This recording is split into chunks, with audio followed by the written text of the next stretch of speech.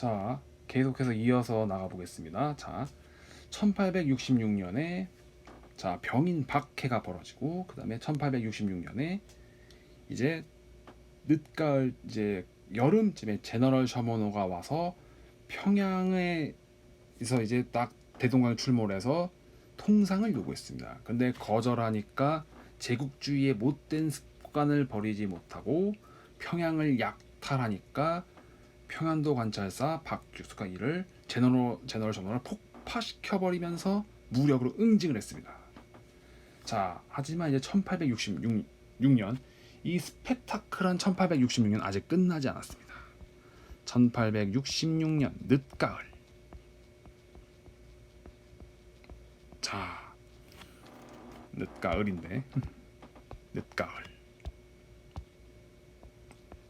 자, 무슨 일이 벌어진다고 했죠? 네, 이때 병인박해에 대한 어떤 그 보복으로서 프랑스군이 강화도를 침범합니다.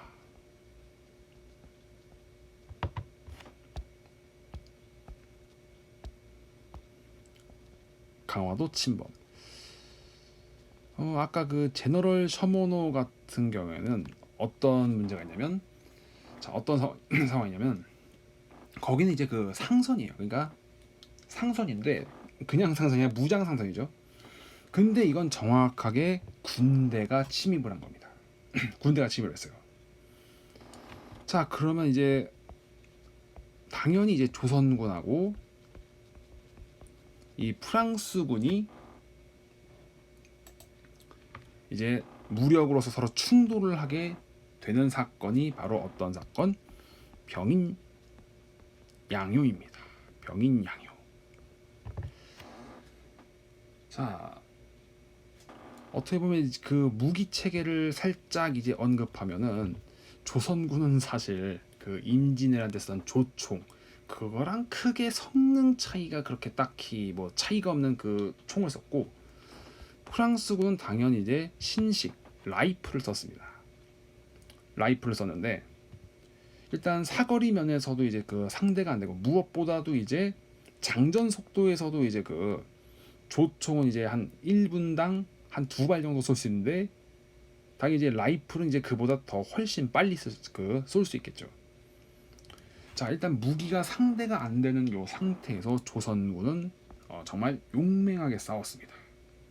용맹하게 싸웠고, 물론 이제 그 세세한 전투들을 보면은 이 아무래도 그 무기 차이가 너무 크기 때문에 조선군이 밀린 전투도 있었지만은 이 놀라운 게 이 조선은 어쨌든 이걸 봤을 때 결코 나약한 나라가 아니었어요. 그래서 간단히 얘기해서 문수산성 그리고 정족산성,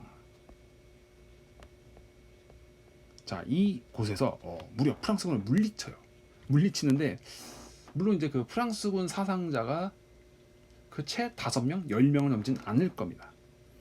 그렇지만 이제 그 빈약한 어떤 그 무기 체계를 가지고 그 열강 중 하나인 프랑스의 군대를 물리쳤다는 것, 사실 이제 그 놓고 봤을 때 청나라도 이제 그 서구 열강과 싸워서 번번이 지기만 했고, 이제 일본도 이제 그때 당시 일본을 개항시킨 나라가 미국인데 일본도 이제 그 무력으로서 이제 그 어쨌든 굴복을 해서 이제 개항을 하게 됐어요. 근데 이제 조선은 이게 무력으로 이제 맞서가지고 여기 문산은 정족산에서 승리를 거뒀어요. 승리를. 이건 굉장히 대단한 사건인데, 이게 사실 이게 그 아무래도 이게 승리처럼 보이지 않는 게, 일단 뭐 전투에서 프랑스군한테 이제 크게 밀렸고, 그리고 이제 이 이후에 이제 우리가 일본한테 나라를 뺏긴 어떤 그 뼈아픈 결과가 있다 보니까 이 승리가 그렇게 뭐 이게 얼마나 대단한 건지 크게 잘 와닿지는 못해요, 사실. 특히 이제 이 프랑스군이 어쨌든 이제 그 병인박해에 대한 사과, 배상, 그리고 통상, 하여튼 이놈들은 이제 그 통상을 이제 요구하면서 왔는데 당연히 거부했고, 어쨌든 이 문산성, 정족산성 이런 데서 이제 깨지니까 더 이상 우리가 조선에서 이 강화도에서 더 이상 얻을 게 없다 싶어가지고 이제 철수를 결정하는데 이제 철수하는 길에 외교장각, 그러니까 이제 조선 왕실에서 이제 굉장히 중요한 기록들 그리고 서책들을 이제 그 보관하는 이 외교장각 문서를 장각을 약탈합니다. 약탈. 그래서 이 프랑스군이 또 이제 이때 당시에 조선을 보면서 뭔가 굉장히 자존심에 상처를 입었다는 그 또 사건이 뭐가 있었냐면, 이 조선은 아무리 이제 집이 초라하고 가난해도 다 집집마다 책이 있는데 프랑스는 이제 가난하면 책을 읽지 않는다. 이게 굉장히, 그러니까 프랑스는 지금도 이제 본인들이 문화 선진국이라는 어떤 그런 자부심이 있는데, 그 문화 선진국이라는 자부심을 이제 조선에 와서 굉장히 뭐랄까 그 상처를 입었다. 이렇게 이제 그런 그 곁가지 이야기를 해봤고, 자 그래서 이 프랑스군이 이렇게 물러갑니다. 물러가고 그 다음에 어쨌든 이렇게 굉장히 스펙타클하고 사건 사고도 많았던 1866년이 이제 지나면서 이제 1867년이 되는데 이게 또 어마어마한 사건이 터집니다. 자 어떤 사건이냐면은 오페르트,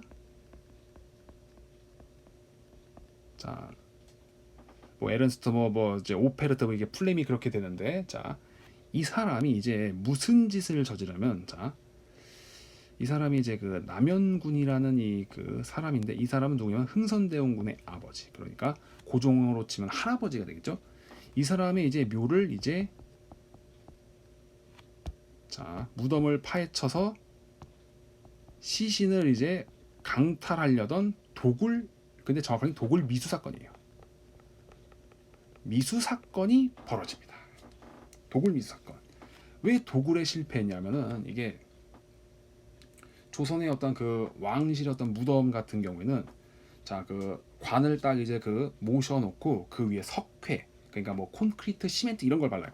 그러니까 이제 그 기껏해야 봉분을 다 파내고 이제 그 이제 관을 꺼내려고 하니까 이 시멘트, 콘크리트, 이 석회석이 이제 그 가로막는 거예요. 그래서 이거는 얼마나 두껍게 이제 그 발랐는지 곡괭이도 안 들어가고 삽도 안 들어가니까 안 되겠다 해서 이제 결국에는 도굴에 실패하고 이제 그 물러간 그런 도굴 미수 사건인데, 생각해 봅시다. 이 조선이라는 나라는 어떤 나라냐면 일단 성리학, 유교를 이제 중시한 나라고, 무엇보다도 이 성리학 유교에서 중시하는 건 효입니다. 효도. 이 효의 입장에서 봤을 때 오페르트, 자 이 독일 사람인데, 이 사람이 이제 그 다른 사람도 아닌 이제 흥선대원군 아버지의 묘를 파헤쳐서, 자 일단 이거죠. 남영군의 시신을 이제 인질 삼아서 통상을 요구하려고 했던 거죠. 이 조선의 어떤 그 이 성리학 유교의 시각에서 봤을 때 이 오페르트는 사람으로 취급할 수가 없어요. 사람으로 취급할 수 없는 그러한 그 엄청난 만행을 저질러 버려요. 그러니까 당연히 이제 그 어떻게 되세요? 이 서양 세력에 대한 뭐 적개심, 그리고 뭐 분노, 이런 것들이 이제 굉장히 크게 일어납니다. 뭐 당장 뭐 이제 뭐 당장 뭐 성리학 유교를 이제 들이밀지 않아도 내 부모님의 이제 그 시신을 훼손하려고 했다, 이거는 어느 문화권을 가도 도저히 용서할 수 없는 그러한 이제 그 성격의 그 사건이에요. 그러니까 이제 그 이 서양세에 대한 분노는 커져가는 가운데 이제 무슨 일이 이제 벌어지냐면, 자 드디어 1871년 신미양요가 벌어집니다. 신미양요가 벌어지는데 이 신미양요 같은 경우에는 이제 우리 조선하고 미국이 이제 서로 이제 무력으로 충돌했던 사건이고, 참고로 얘기하자면 우리가 6.25 전쟁을 영어로 풀이할 때 코리언 워라고 이제 지칭을 합니다. 그런데 6.25 전쟁이 벌어지기 이전에 코리안 워라고 얘기를 하면은 신미양요를 가리킵니다.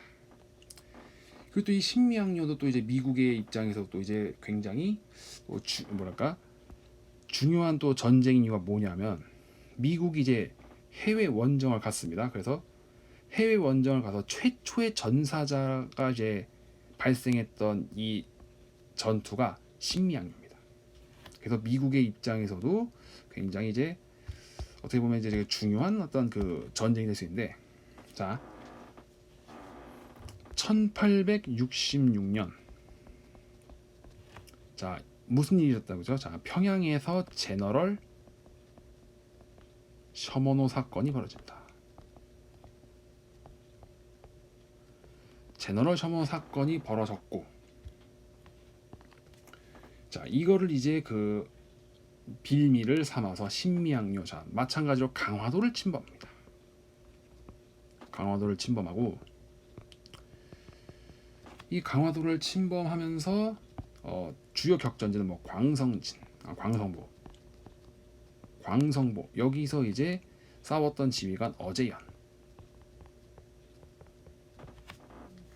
자, 이 광성보에서 미군과 크게 한판 붙는데 항복한 조선군도 없었고, 포로로 이제 붙잡혀도 나는 포로가 되는 걸 용납할 수 없다 해서 스스로 목숨을 끊거나 아니면 저기 이제 그 강화도 앞바다 이제 몸을 던지는 그러한 조선의 병사들이 많았습니다.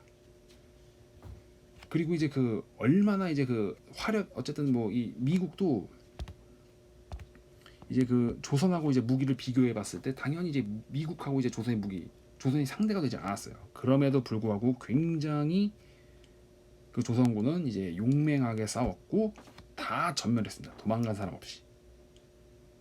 그래서 이제 얼마나 이제 그 조선군이 치열하게 싸웠냐면, 이때 전투에 참가했던 미군 장교가 이런 기록을 남깁니다. 참으로 이제 그 용맹하게 싸웠고 우리는 두 번 다시 이런 군대를 만나지 못할 것 같다라는 어떤 그런 기록을 남겼을 정도로 조선은 굉장히 이제 용맹하게 싸웠고, 그리고 이제 이 광성보가 함락되면서 이제 그 수작이라고 있습니다. 그러니까 조선군 사령부를 이제 나타내는 그 깃발이 있는데, 그 깃발을 이제 미군이 전리품으로 챙겨왔다가, 그것이 이제 그 아마 1990년대까지는 미국의 해군 박물관에 있다가 2000년대 돼서 우리나라가 반환이 됐을 겁니다. 반환이 된 어떤 그런 역사가 있고, 자 어쨌든 이제 미국도 결국에는 이제 쳐들어오면서 마찬가지로 통상을 요구했습니다. 통상을 요구했지만 흥선대원군이 거절했고, 그리고 이제 광성보가 이제 그 점령이 됐는데도 불구하고 흥선대원군이 자 이제부터 전쟁은 다시 시작이다라고 하면서 이제 병력을 계속 이제 이제 준비를 합니다. 이제 미군도 이제 그 어떻게 보면 그 약 1000명 남짓한 어떤 병력이 왔기 때문에 사실 이 1000명 가지고 조선을 이제 완전히 굴복시킬 수는 없거든요. 그래서 안 되겠다 싶어서 미군도 이제 철수를 합니다.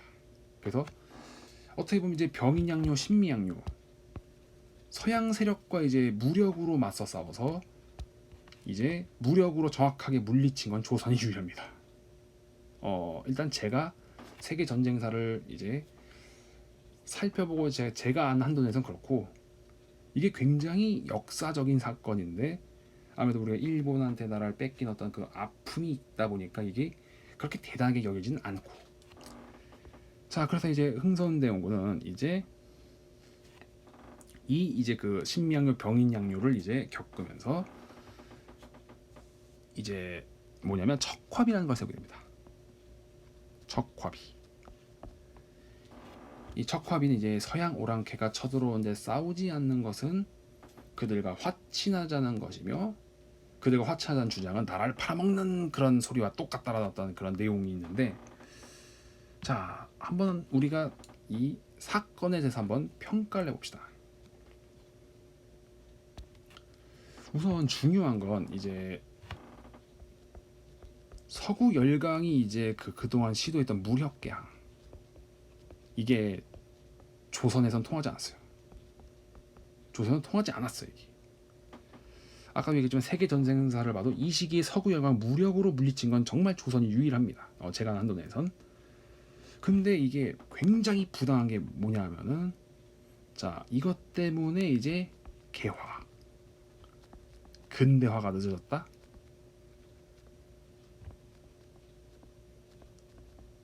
그리고 그래서 이게 다 흥선대원군 때문이다.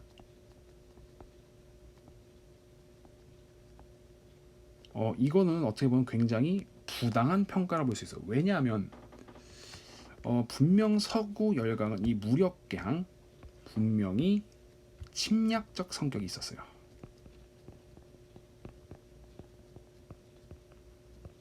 침략적 성격이 있었고 흥선대원 입장에 이 무력갱 그 침략적 성격에 맞서서 조선을 지키려 노력하는 게 당연한 거예요.